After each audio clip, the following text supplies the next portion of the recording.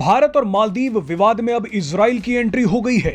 Israel ने मालदीव की धज्जियां उड़ाते हुए भारत के लक्षद्वीप को लेकर एक बड़ा ऐलान कर दिया है। लक्षद्वीप को लेकर इजराइल ने जो कहा है वो दुनिया के साथ साथ मालदीव को हिलाकर रख देगा। खबर बताने से पहले आपको याद दिला दे कि मालदीव एक मुस्लिम बहुल देश होने के नाते लगातार फिलिस्तीन का समर्थन कर रहा था। मालदीव के लोग लगातार इजराइल के खिलाफ बयानबाजी कर रहे थे। यहां तक कि प्रधानमंत्री मोदी को लक्षद्वीप में देख मालदीव सरकार की एक मंत्री ने पीएम मोदी को इजराइल की कठपुतली भी कहा था।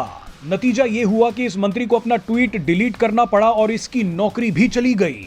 लेकिन अब भारत के साथ इजराइल ने मालदीव को ऐसा झटका दिया है कि पूरी दुनिया में कई दिनों तक हंगामा रहेगा। इजराइल ने कहा है कि हम जल्द से जल्द लक्षद्वीप में काम शुरू करना चाहते हैं।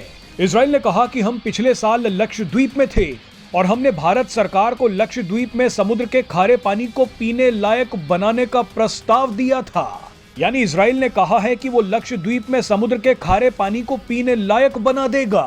इजराइल ने कहा कि अगर हमें भारत सरकार की इजाजत मिली तो हम कल से ही काम शुरू कर देंगे। मामला यही नहीं रुका। इसके बाद तो इजराइल ने बड़ा खेल करते हुए लक्षद्वीप की कुछ तस्वीरें भी शेयर कर दी।